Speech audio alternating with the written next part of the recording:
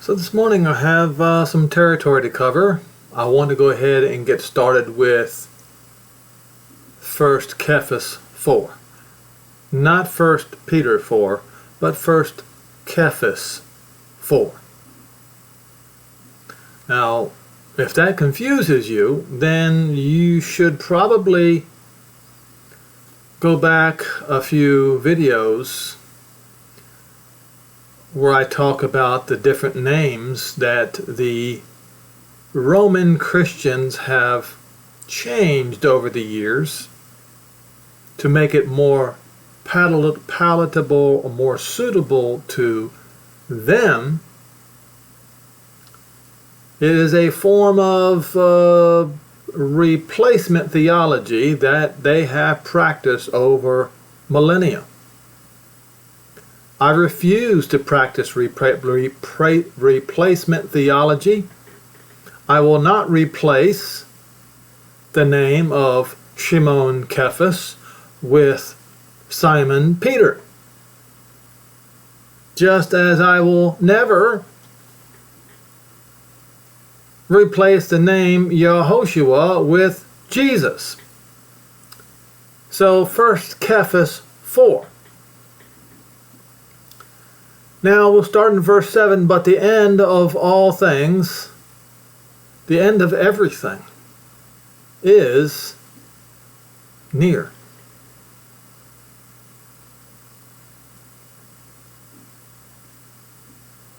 What do you mean? The end of this world wasn't near. Otherwise, he'd be lying. The end of what all things is he talking about?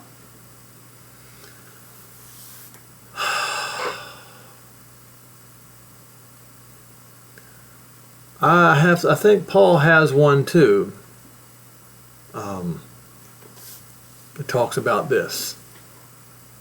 Therefore, be sober and watch, or abstain from wine. Right? Be sober and abstain from wine. Be vigilant, calm, and circumspect. Not drunk or intoxicated figuratively or literally. Drunk with wine or with the things of this world. Make sure that you are in a state of mind where you have clear judgment. Why was it necessary for them? I mean, after all, the end didn't come, is not, here we are at 2,000 years later and the end hasn't come yet. Or had it?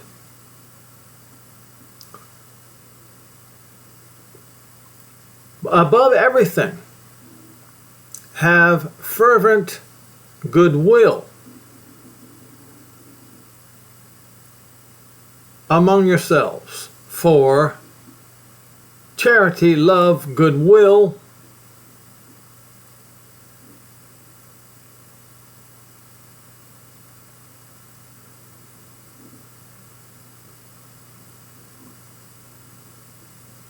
okay? And how do you provide affection, goodwill, and love toward your fellow man? Is it by the words that you speak?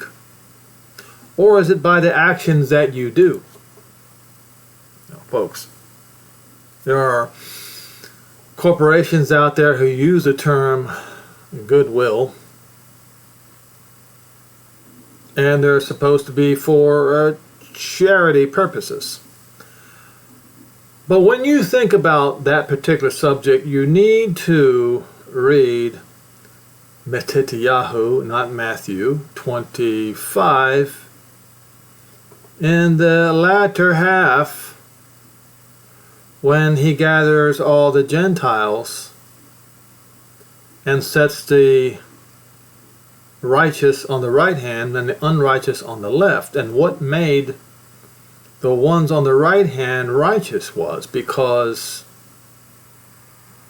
they did what to the least of his brethren. And if he brought all the Gentiles together and made a judgment on them, Who then was the least of his brethren he was talking about? Well, I've explained over and over again, it was the Jews. I was hungry and you gave me meat. I was thirsty and you gave me drink. That's the charity, the love that he is talking about here. Okay? Now,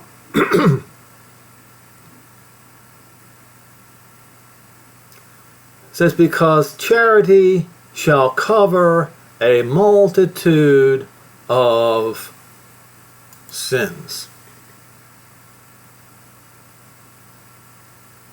How?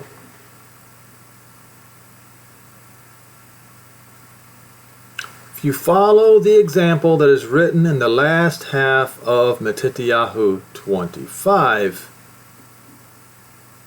even a sinner can become righteous. That's what he means. Okay. So he says down here, beloved, do not think it strange concerning the fiery trial which is coming. You see that? Which is coming to try you, as though some strange thing is happening to you. What fiery trial was he talking about?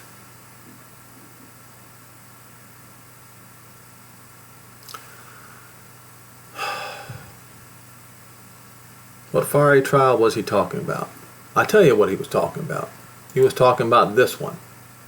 The destruction of Jerusalem. Oh, you think that that was not a fiery trial? I mean, after all, who was Cephas an apostle to anyway?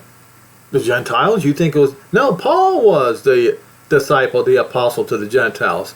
Cephas was an apostle to the Hebrews, the Jews. So the fiery trial that was coming upon the believers, who were Jews in those days, was the destruction of Jerusalem.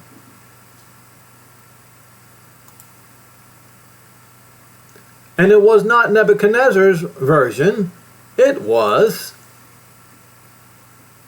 Titus the son of Vespasian. You even have a date, and you still have Christianity today pretending like that event never even occurred. Which is mind-boggling to me. Alright? So, now, Paul said something. I'm going to find it, if I can remember the scripture in my head here.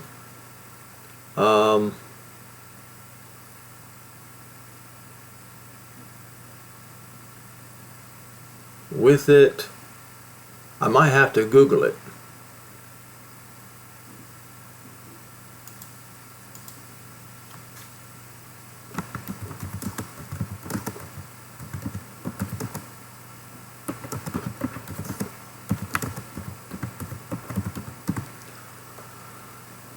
All right, so 1 Corinthians 10 verse 13.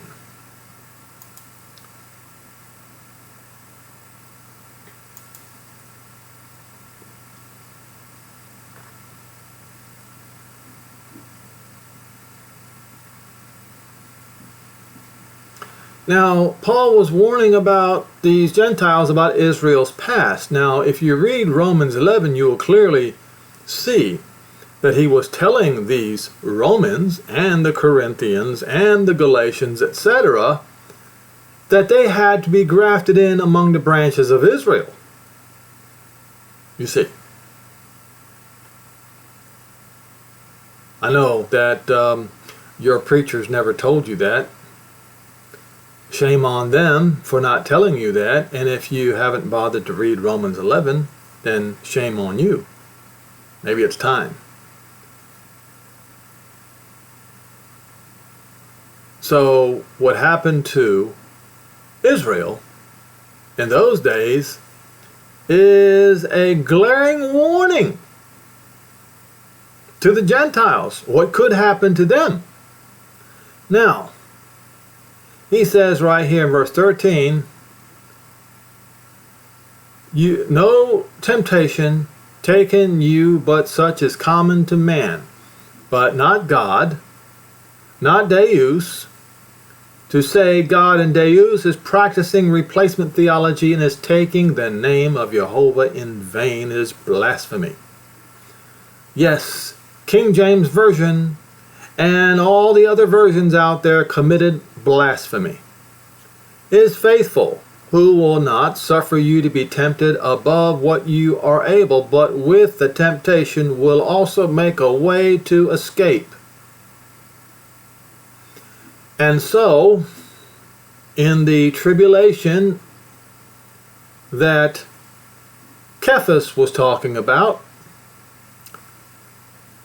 the destruction of Jerusalem, a way of escape was provided.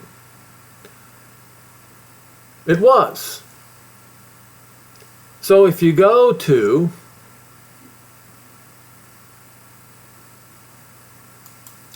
we'll try Luke 21 first. It might not be the one we're looking for, but it will help me find the one that I am looking for. Okay? Matityahu 24. When you therefore shall see the abomination of desolation spoken of by Daniel the prophet, stand in the holy place. When did that event occur after Yehoshua? It did. Already. This event is not yet to come. It already occurred. Caligula made a graven image of himself as Jupiter, aka Zeus, and he ordered it to be placed inside the temple in Jerusalem. And he also ordered them to be made and put it inside of every synagogue. I'm sorry, every other temple. See, the word synagogue, that is something that the Greeks came up with, that particular word. All right? Now, when you see that happening, that was years before the invasion in Jerusalem. Because you see, Caligula died soon afterwards, and I can't remember what the order of events were. I think Nero started the whole thing, then Caligula or something like that, and then Vespasian finally ordered the destruction of Jerusalem because of the great revolt that Paul talked about in 1 Thessalonians 2, I believe. All right. So this is a way of escape. Them which are in Judea flee into the mountains. What mountains? Well, the mountains in the south. Because the Romans were going to be coming in from the north and from the coast.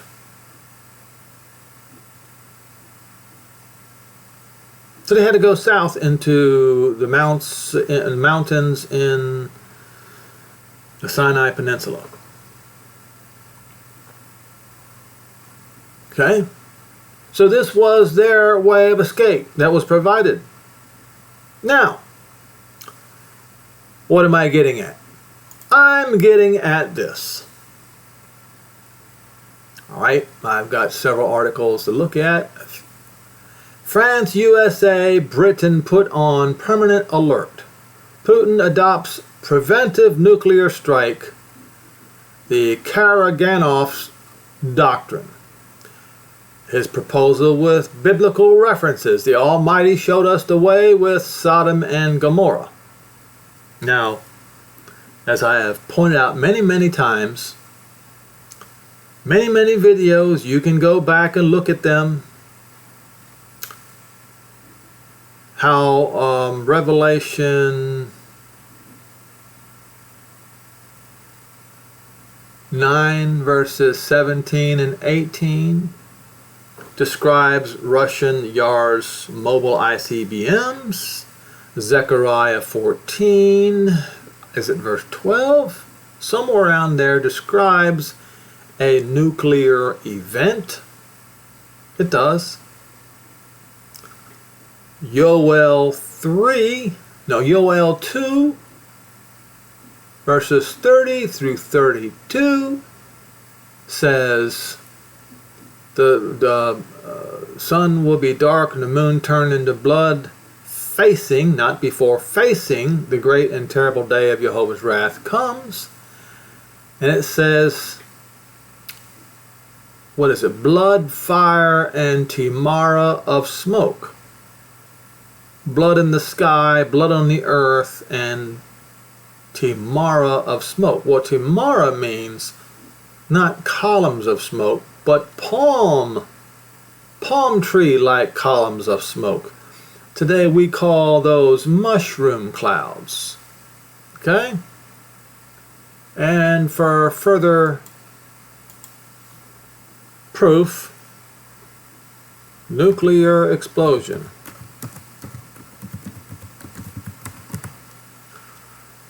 All right.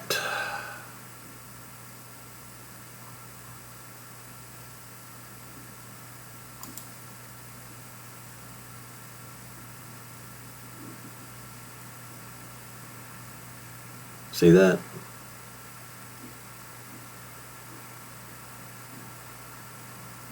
They used to have better pictures. I guess they've updated them, but many of them look like this. Blood in the sky, blood in the earth, and palm-like columns of smoke. Like a palm tree. All right, palm tree. You get the gist. Yeah, like that. See that? Okay. Now,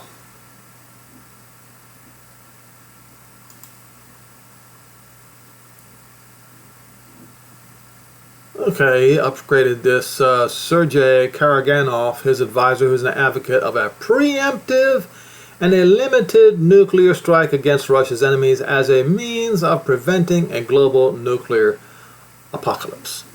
All right. So these tactical nukes are not the giant nukes. These are smaller ones. But what Putin and Karaganov fail to realize is this. Once you open up that third, fourth, fifth wall, or what wall that is, the Pandora's box, as they say, even if it's a small one. You see, it hasn't been opened since 1945. It's almost 100 years later. The door was shut for a long, long time. If you start launching tactical nukes, which it looks like they're going to do, then that door is kicked wide open again. And as I've said before, beware. Beware. Because the ones who will launch the big ones might not be who you expect. All right? Now,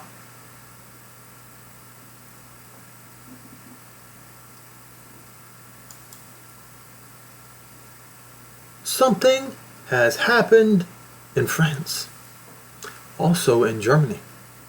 They had the EU elections a couple days ago. Rapid developments in France. Chirac and Sarkozy's party seeks an alliance with Le Pen. Why? Le Pen's victory is sealed. What? What happened?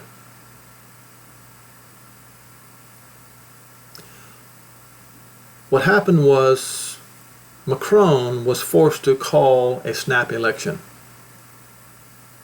after the European Union election.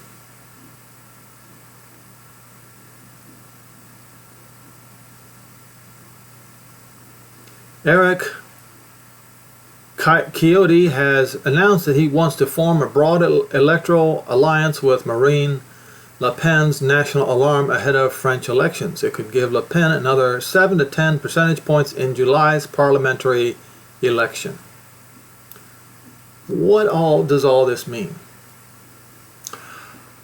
Well, the reason why this occurred is more than just to try to stop the warmongering that's going on in Europe, but also because of the mixing of the races that they had forced upon the people. And Daniel too. Nebuchadnezzar had a dream. Daniel was given an answer and praised the name of Elohim forever and ever and ever because he gave him an answer. And this answer is given to you. And you and I should all praise the name of Jehovah Elohim forever and ever, and never blaspheme by calling him this vile name, the G-O-D name, as King James Version has done.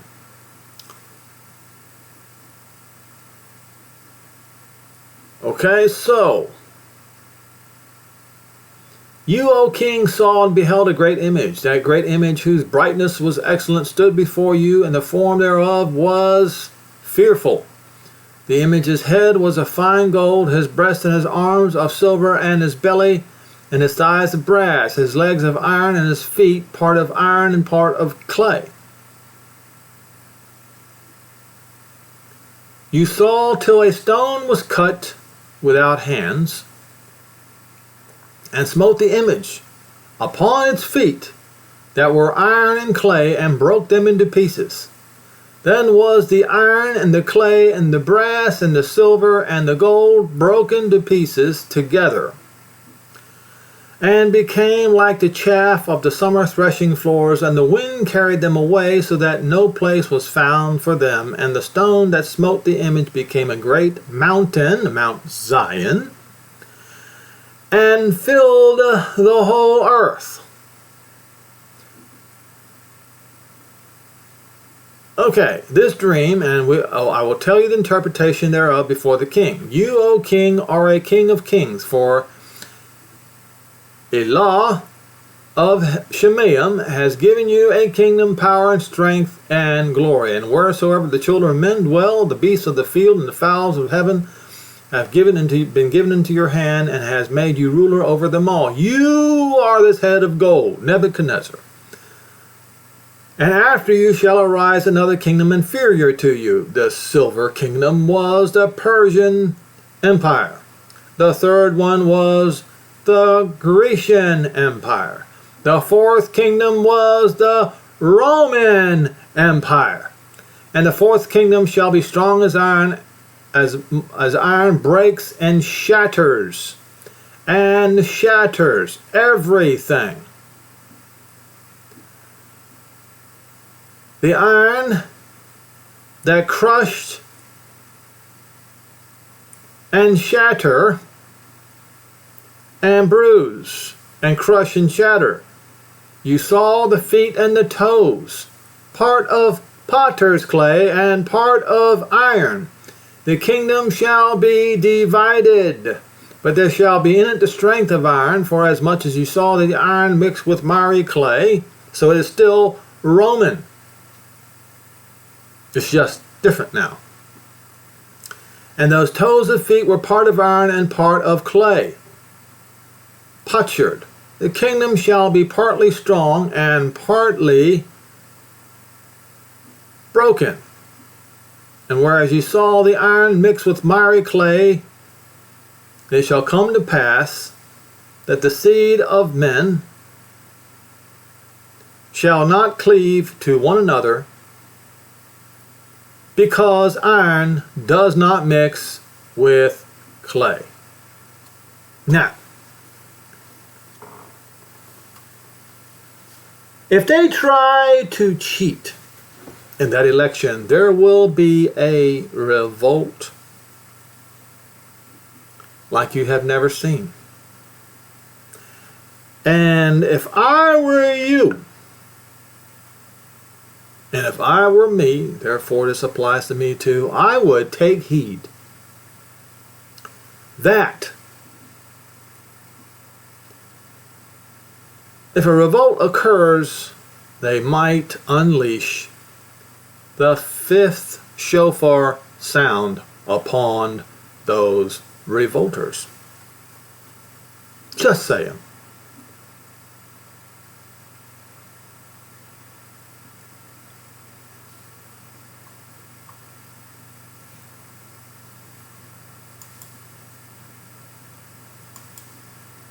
Now, what else would I wanted to look at?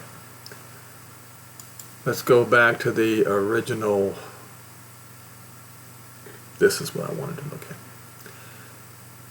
Front page, War News 24/7. You have access to it just like I do. Just use the Google Translate. It's not just me saying it, folks. Serbian President says we will have a world war in 3 to 4 months. How much time do you need to get yourself ready? I ask you. What does the Serbian president know? Well, the Serbians are friends of Russia. Shocking interview in Swiss media. The president of the Republic of Serbia, Alexander Vučić, gave a long interview to the Swiss Weekly, during which he revealed that Serbia controls the reserves of oil, flour, sugar, as in 3 to 4 months we will have a world war. Due to the very good relations of the Serbian president with Vladimir Putin in Moscow, it is possible that Vučić knows what is going on behind the scenes and that he conveyed some Russian ultimatum to NATO, especially after the admission of the transfer of Ukrainian F-16s to NATO ones based in Romania and Poland.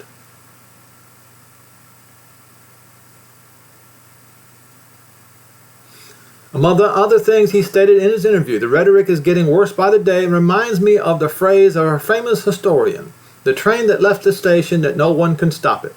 Oh, I agree. If the great powers don't do something soon, yes, I'm pretty sure that we're going to be in for a real disaster. So he's predicting 3 to 4 months. What is it going to take for you to wake up? Oh, and the escape? The fiery trial that is going to come? Folks, it is written in WW3, where to escape the fiery trial that is to come at the end of days. You see, the fiery trial that came on Yehuda and Jerusalem, the escape was to the mountains, and the mountains would be the mountains of the south. But this is different. For this way of escape, there's only one scripture to go to. That is Yoel 2.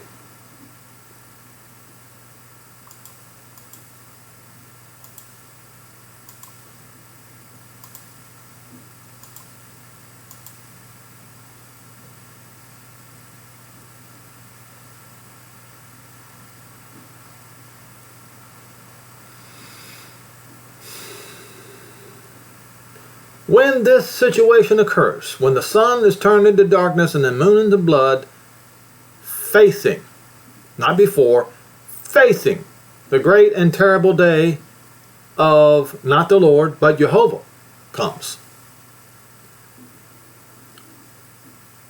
Those who proclaim Shem, which means name, Jehovah, not the name of the Lord, no, Shem Jehovah. That's his name, Jehovah. Shall be delivered in Mount Zion, in Jerusalem, shall be deliverance. That is, see that word, right? Peleto shall be your way of escape. There's only one place. As the Jehovah has repeatedly said, and the remnant whom Jehovah shall call. There's only one place. But you see, your preachers claimed that your Antichrist, as you say, is going to deceive the people of Israel to going to Jerusalem and to escape. Who are you going to believe? Are you going to believe the prophets, or are you going to believe to your lying church fathers, as they say? And it is written, you shall call no man your Abba.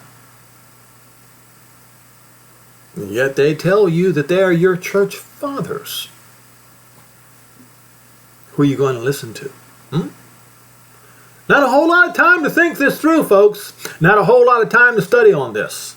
Not a whole lot of time to prepare yourself if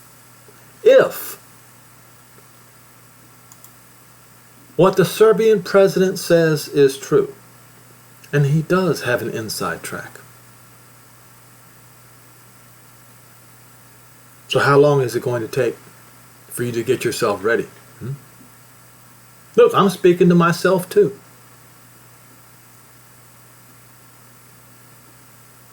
How long is it going to take? Do you have a passport yet?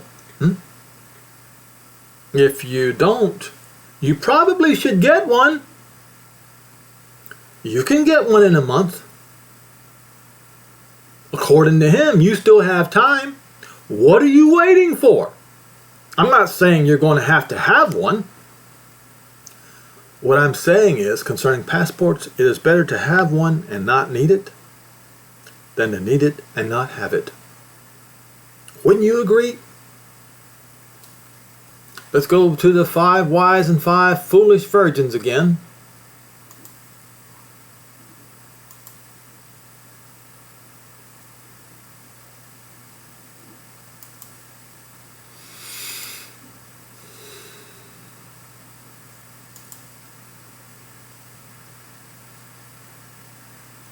Then shall the kingdom of heaven be like unto 10 virgins which took their lamps and went forth to meet the bridegroom. And the 5 of them were wise, and 5 were foolish. And they that were foolish took their lamps and didn't bring any oil. They didn't bring any extra oil, what it should say, with them. But the wise took oil in vessels with or among their lamps. You see? So they had a vessel, an oil can, and they had a lamp that was filled with oil. While the bridegroom tarried, they all slumbered and slept. Now it says right here at midnight, but mesos means in the midst of it all. There was a cry made. And I submit to you that that cry will be made by the 2 witnesses of Revelation 11. Behold, the bridegroom comes, go you out to meet him. And then all those virgins arose and trimmed their lamps. And the foolish said unto the wise, give us of your oil, for our lamps are gone out. They weren't ready. Help me! But the wise answered and sang, never. Never, lest ever. Never. No. There be not enough for us and you, but go rather than to them that sell and buy for yourselves. What are you going to buy to prepare yourself to go to Jerusalem? Huh? Is it clothes? Is it food? Is it a passport? I don't know. I sure don't want to find out the hard way. Like I said, concerning a passport, it is better to have one and not need it than to need it and not have it, because it is illegal, regardless of how right and wrong. Land of liberty, right? It is illegal to leave the United States of America without a passport. And they will stop you. You can't leave, they say, without a passport. Get a passport, because you're going to have to leave if you want to go to Jerusalem, as Joel 2 says. What are you waiting for? Don't sit here and say, well, I didn't know. How can you not know? Huh?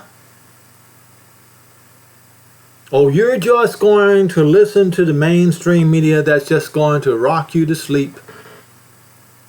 That's what you're going to do. Then I guess you can't be helped.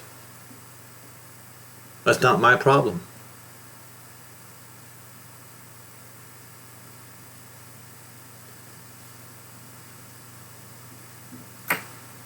Many times I've said said enough and done enough. What more can I do to convince you to do something about it? What more can I do to convince you to bring oil in a vessel with your lamp? You should also have your suitcase ready, with clothes, extra pair of shoes, toothpaste, toothbrush, whatever you can stick in your suitcase. You see, folks, if you're going to go on a vacation, you have no problem stuffing your suitcase with your clothes and everything that you need and taking off and going.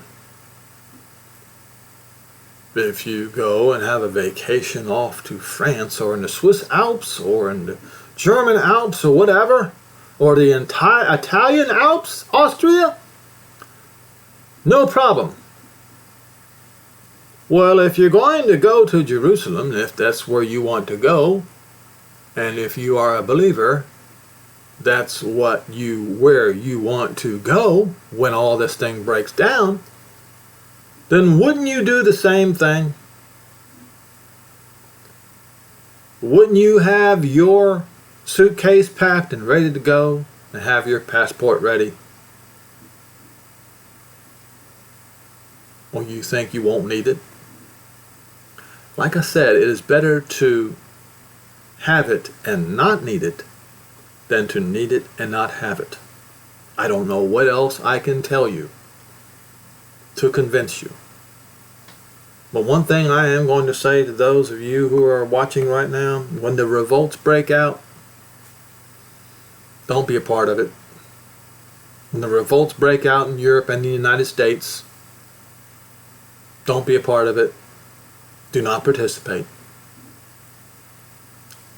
This fight is not your fight. Okay? So,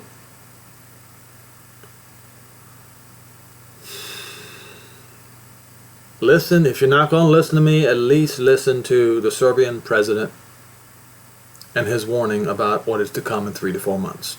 All right? And if I were you,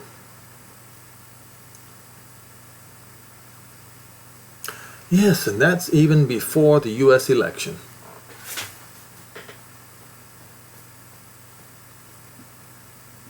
Perfect timing, isn't it? It's almost as if they are cooperating with each other behind the scenes. But you see, folks, once again, it's not my fight.